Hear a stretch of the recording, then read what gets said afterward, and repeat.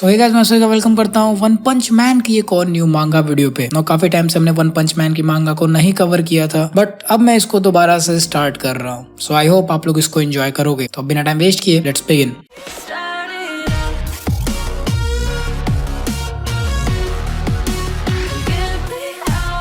सो cover page में हम देख सकते हैं कि काफी सारे एस क्लास के सुपर हीरोज को इकट्ठा दिखाया गया है, विच इम्प्लाइज कि यहाँ पे एस क्लास सुपर हीरोज की एक मीटिंग होने वाली है। सो मांगा स्टार्ट होती है हीरो एसोसिएशन के हेडक्वार्टर से, जहाँ पर इस समय मेटल नाइट के ड्रोन्स के बारे में बात किया जा रहा है। सो जैसा कि आपको पता होगा, लास्ट चैप्टर में मेटल नाइट के ड्रोन्स को साइटामा ने डिस्ट्रॉय कर दिया था। यहाँ पे ऑफिशियल्स बोलते हैं कि हमने $100 बिलियन खर्च किया हीरो एसोसिएशन पे, लेकिन डिफेंस रोबोट अचानक से ब्लास्ट हो गए सिर्फ एक माल फंक्शन की वजह से। ये तो कुछ समझ में नहीं आ रहा। इसका मतलब तो ऐसा कि सारा पैसा हमने नाली में बहा दिया। यहाँ पे हमें क्लियरली वीडियो फुटेज दिख रही है सिक्योरिटी कैमरा से, लेकिन चलो फिर भी देखते हैं कि आखिर मेटल नाइट के पास इस सारे बवाल के लिए क्या बहाना है। वैसे भी वो हमेशा हमारे ऑर्डर्स को इग्नोर कर देता है ना। यहाँ पे जो दो लोग बैठ के सिक्योरिटी फुटेज को रिव्यू कर रहे थे, वो उनमें से एक बंदा बोलता है कि ये बंदा तो यही बोलेगा कि ये माल फंक्शन नहीं था, जिसपे दूसरा बंदा बोलता है कि अगर ऐसा कुछ बोला मेटल नाइट ने तो ये उसके लिए खुद ही एक प्रॉब्लम हो जाएगी, क्योंकि वो खुद ही फेक रहा था कि ये रोबोट्स इस दुनिया के हर मॉन्स्टर को रिपेल कर सकते हैं। तो अगर आपको यहाँ पे बात नहीं समझ में आई तो मैं आपको समझाता हूँ। यहाँ पे ये बोलने की कोशिश हो रही है कि अगर इस बंदे ने बोला कि मेरा रोबोट अपने आप नहीं खराब हुआ है तो इसके लिए खुद ही एक प्रॉब्लम क्रिएट होने लगेगी, ये क्या लोगों को जवाब देगा, क्योंकि इसके अकॉर्डिंग कोई भी मॉन्स्टर इसके रोबोट्स को खराब नहीं कर सकता था। सो इसकी वजह से मेटल नाइट की फंडिंग रुक सकती है। नेक्स्ट सीन में हम देखते हैं कि यहाँ पे 10-15 मॉनिटर्स लगे हुए हैं और यहाँ पे एक बूढ़ा साइंटिस्ट बैठा हुआ है।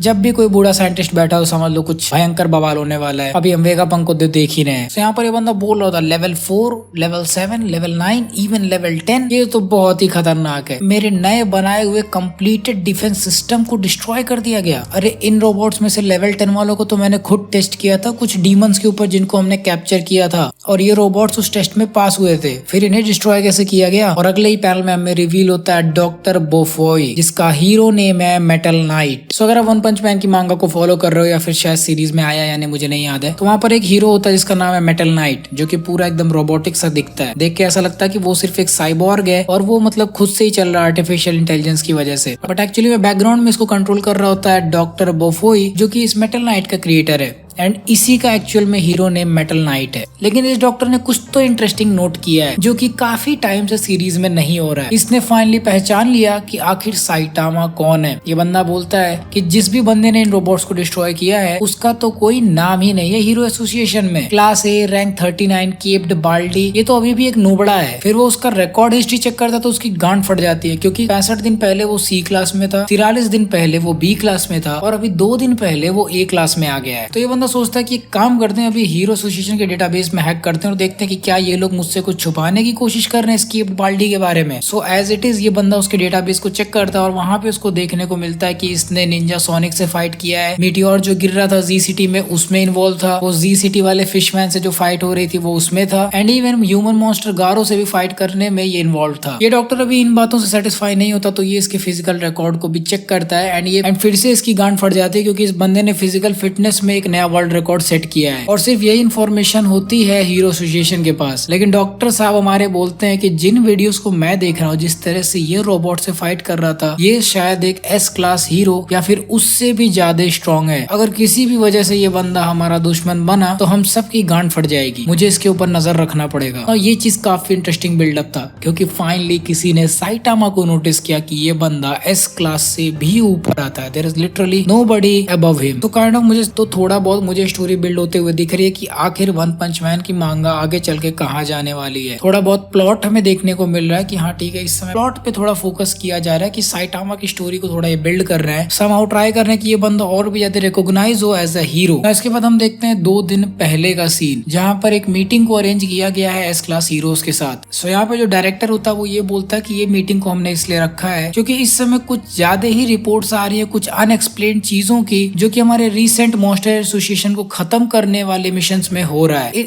इस बात की बहुत बड़ी पॉसिबिलिटी है कि ये सारी चीजें रिलेटेड हो उस प्रीवियस प्रोफेसी से जिसमें बोला गया था the earth is in trouble. So अगर आपको नहीं याद है तो सीजन नंबर 1 में जब बोरोस आने वाला था तो एक शिबावा करके कैरेक्टर है, उसने यहाँ पर फ्यूचर प्रोडिक्ट किया था और बोला था the earth is in trouble. यहाँ पर डायरेक्टर बोलता है कि जब तक हम इस सारे प्रॉब्लम्स को पता ना कर लें तब तक मैं आप सभी लोगों से रिक्वेस्ट करता हूँ कि जो भी बातें इस रूम में हो रही है ये सिर्फ इसी रूम में होनी चाहिए, इससे बाहर नहीं जाना चाहिए। Is that clear? जिसपे ज़ॉम्बी मैन बोलता है ठीक है, मुझे कोई प्रॉब्लम नहीं है, पर एक चीज बताओ डायरेक्टर साहब, ये चीज आपको इतने लेट में कैसे याद आई? फ्लैशी फ्लैश बोलता है कि यार देखो, इवन हीरोज ने ये भी रिपोर्ट किया है कि इस समय अगर कोई मॉन्स्टर बन भी गया तो भी ये कोई बहुत बड़ी बात नहीं होगी, हमें हमेशा सतर्क रहना चाहिए। जिसपे डायरेक्टर बोलता है ठीक इसी वजह से हमें ये सारी इन्फॉर्मेशन को कॉन्फिडेंशियल रखना पड़ेगा, हम इसे पब्लिक में नहीं जाने दे सकते, नहीं तो लोगों के बीच में बहुत ज्यादा डर फैल जाएगा इस बात से कि उन्हें ये नहीं पता कि अगले पल कौन मॉन्स्टर में तब्दील हो जाए। यहाँ पे स्वीट मास बोलता है कि एक सेकंड रुको, जरा मुझे थोड़ा ठीक से समझाओ, तुम लोग ये बोल रहे हो कि किसी भी वक्त कोई भी ह्यूमन मॉन्स्टर बन सकता है? इस पे डायरेक्टर बोलता है कि तुमने मिशन रिपोर्ट्स को नहीं पढ़ा। तो स्वीट मास बोलता है कि यार देखो, मेरे एक फिल्म की शूटिंग थी तो मैं उसमें बिजी था। वो आगे बोलता है कि देखो, मैं सिर्फ यहाँ पे टेम्पररी पोजीशन पे हूँ और मेरा शेड्यूल बहुत बिजी होता है, तो एक काम करो, मुझे जल्दी से सब कुछ एक्सप्लेन कर दो। सो हमारा स्वीट मास्क यहाँ पे चैट बनने की कोशिश कर रहा है हर बार की तरह, और इसकी वजह से सबकी झांटे लहर रही हैं। यहाँ पे जनस बोलता है कि ठीक है, मैं स्टार्ट करता हूँ, 3 घंटे दो मुझे, मैं साइटामा सेंसे की सारी एक्टिविटीज के बारे में बताना चाहता हूँ। इस पे डायरेक्टर की ये चीज सुनने के बाद उसकी गांड फट जाती है और बोलता है कि ठीक है, फिर हम जेनस को लास्ट में रखते हैं। वो डायरेक्टर ज़ॉम्बी मैन की तरफ मुड़ता है और बोलता है कि यार देखो, तुमने होमलेस एम्परर से फाइट किया जो कि मॉन्स्टर एसोसिएशन का एक मेंबर था, क्या तुम्हें उसके बारे में कोई यूनिक चीज पता चली है? इस पे ज़ॉम्बी मैन बोलता है हाँ, उसका ये कहना था कि जब अभी वो इंसान था तब उसको डिवाइन पावर मिली थी बाय समथिंग कॉल्ड गॉड, और ये गॉड का टर्म सुन के यहाँ पर सारे एस क्लास हीरोज के मुंह पे 12 बज जाते हैं। फाइट के दौरान मुझे मौका मिल गया था और मैं उसे पटक के मारने वाला था और पक्का मैं उसके मुंह से कुछ न कुछ बातें निकलवा लेता, बट अचानक से वो कांपने लगा, उसको झटके आने लगे और थोड़ी देर में वो मर गया। उसके मुंह से जो आखिरी शब्द निकला था वो था गॉड। उसके बाद स्वीट मास बोलता कि यार मेरे साथ भी कुछ ऐसा ही हुआ था, जब मैं साइटामा और मनाको के साथ एक हाइड आउट में इन्वेस्टिगेशन कर रहा था तब मुझे भी ऐसा कुछ सुनाई दिया था। सो अगर आपको नहीं पता मनाको कौन है, तो मनाको एक मॉन्स्टर था जिसको इन लोगों ने पकड़ के रखा था। तो यहाँ पे स्वीट मास बोलता है कि जब साइटामा ने वो क्यूब उठाया था तो उन्हें उस क्यूब के अंदर से एक आवाज आई थी जो कि उन्हें पावर ऑफर कर रहा था अगर वो वर्दी हुए, लेकिन उन्हें तुरंत ही खत्म कर देगा अगर वो वर्दी नहीं हुए। और ये सारी बातें उन्हें टेलीपैथिकली सुनाई दे रही थी, ना कि उनके कान से। जैसे ही ज़ॉम्बी मैन ये बात सुनता है उसको भी ध्यान आ जाता है कि होमलेस एम्परर भी अपने आखिरी मोमेंट्स में ऐसे ही एक्ट कर रहा था जैसे उसे कुछ सुनाई दे रहा हो। सो इस बात से ये दोनों हीरोज यानी कि ज़ॉम्बी मैन और फ्लैशी फ्लैश ये कंक्लूजन निकालते हैं कि दोनों जिस एंटिटी को इनकाउंटर किए थे ये एक ही बंदा था जिसका नाम था गॉड। ये बात सुन के स्वीट मास्क बोलता कि हो सकता हो ये पूरा काम शायद किसी मॉन्स्टर एसोसिएशन के लीडर का ही हो। जिसपे फ्लैशी फ्लैश बोलता अगर ऐसा कुछ होता तो सिर्फ एक ही बंदे को वो पावर क्यों मिलती, मतलब सिर्फ होमलेस एम्परर को ही वो पावर क्यों मिलती। जिसपे डायरेक्टर बोलता है कि अगर सिर्फ ये छोटे लोगों का काम होता तो ब्लास्ट इनके पीछे इतने समय से नहीं पड़ा होता।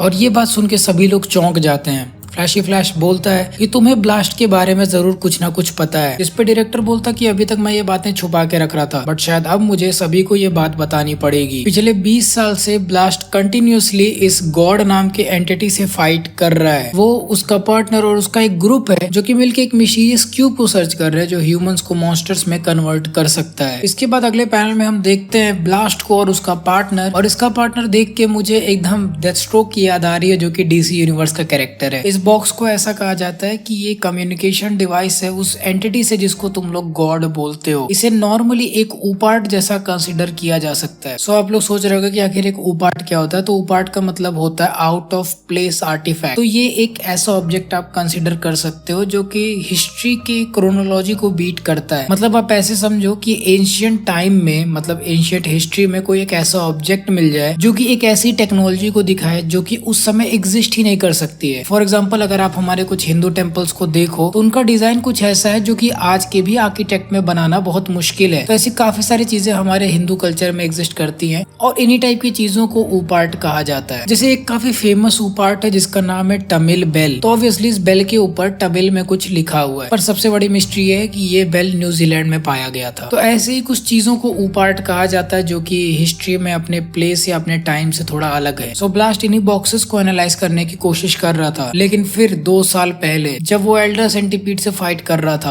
उसने इस गॉड नाम की एंटिटी से डायरेक्टली फेस ऑफ किया था। उसने गॉड से पावर लेने को मना कर दिया और खुद उससे फाइट करने लगा। उस टाइम पर हमारे एसोसिएशन की हालत ऐसी थी कि हम इस बीइंग से फाइट नहीं कर सकते थे। एग्जाम्पल के लिए हमारे एक भी सेंसर ने इस बीइंग को डिटेक्ट नहीं किया था। उस समय में सिर्फ ऑप्शन यही लग रहा था कि अगर हमारे सारे के सारे हीरोज और एम्प्लॉयज को ये पता ना चले कि कोई गॉड नाम का बीइंग एग्जिस्ट करता है। ब्लास्ट ने यहाँ पर सब सबको बचाने की कोशिश की। अगर मैंने ये सारा इवेंट अपने सुपीरियर्स को बताया होता तो शायद हीरो एसोसिएशन के लोग बस इसको इग्नोर कर देते और इसकी रिस्पॉन्सिबिलिटी नहीं लेते। ये सब सुन के फ्लैश बोलता है अच्छा, इसका मतलब ब्लास्ट खुद से इन सारे चीजों का तोड़ ढूंढ रहा था। और ज़ॉम्बी मैन बोलता है यार बहुत हार्ड बॉइल्ड बंदा है, ये सारा बोझ खुद पर ले रहा ताकि हम लोग परेशान ना हो। सही है।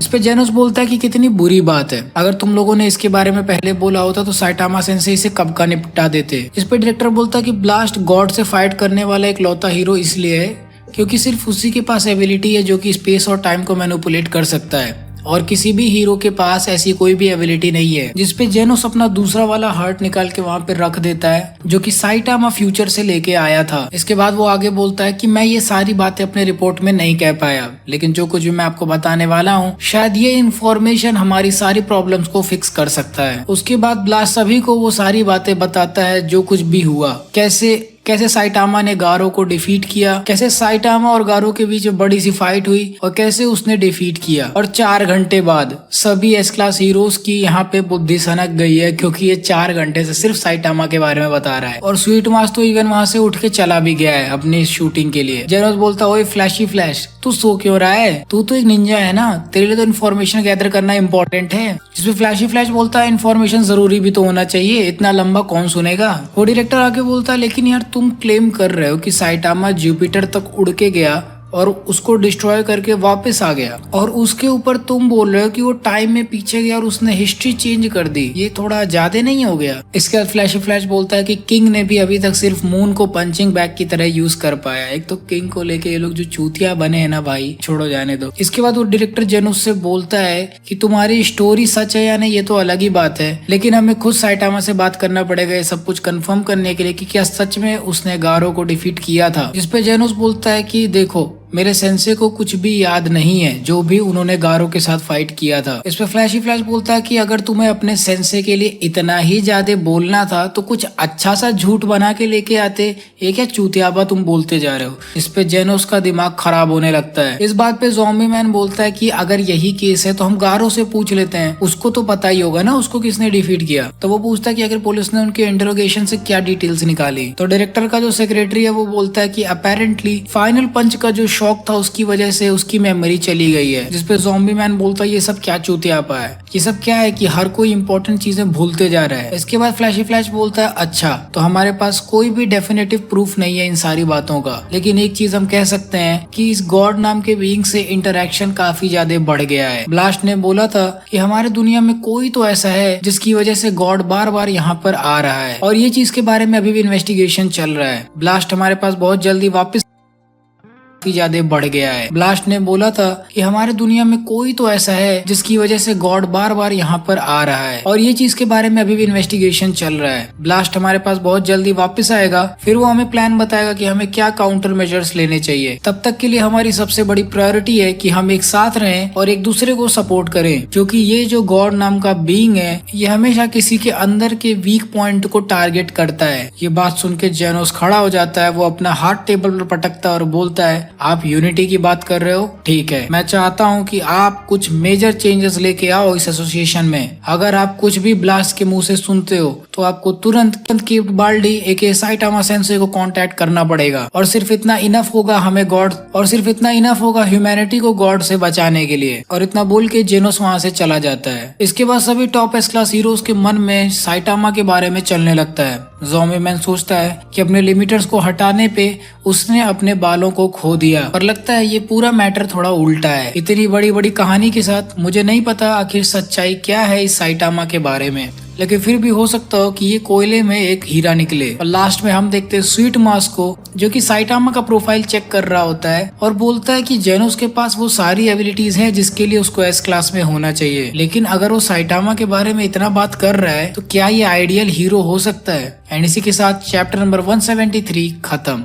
सो गाइस, जैसा कि आप देख सकते हो काफी इम्पोर्टेंट एस क्लास के कैरेक्टर्स भी अब साइटामा के ऊपर ध्यान दे रहे हैं। इसको मैं बोलूंगा कि प्लॉट थोड़ा बहुत बिल्ड हो रहा है। हो सकता है आगे आने वाले टाइम में वन पंच मैन थोड़ा कॉमेडी से हटके थोड़ा लाइक नॉर्मल शोनेन जॉनरा को रोस्ट करने वाले प्लॉट से हट के थोड़ा एक्चुअल एनिमे प्लॉट को अडॉप्ट कर ले, जो कि काफी अच्छा होगा इस एनिमे के लिए, क्योंकि काफी बड़ी फैन बेस है, काफी बड़ी ऑडियंस है और काफी अच्छा स्टोरी, हम सभी लोग इसको एंजॉय कर सकते हैं। So I am really looking forward कि आखिर मुराटा सेंसे के पास हमारे लिए क्या है। सो गाइस, ये थी मेरी video on review of chapter number 173 secret Intel. I hope आपको मेरी ये वाली वीडियो पसंद आई होगी। अगर वीडियो अच्छी लगी तो इसको लाइक करो, नहीं पसंद आए तो भी लाइक कर देना। शेयर करो इस वीडियो को उन लोग के साथ जो कि वन पंच मैन के फैंस हैं। मुझे डिस्कॉर्ड एंड इंस्टाग्राम पर ज्वाइन करो। इंस्टाग्राम पे हमारे फॉलोअर्स बढ़ रहे हैं यार, जल्दी से 2000 करा दो। और डेफिनेटली इस चैनल को सब्सक्राइब करो ताकि आप ऐसे और गजब के कंटेंट को एंजॉय कर पाओ। मैं आपसे मिलूंगा अगले वीडियो में। So until the next video, play out.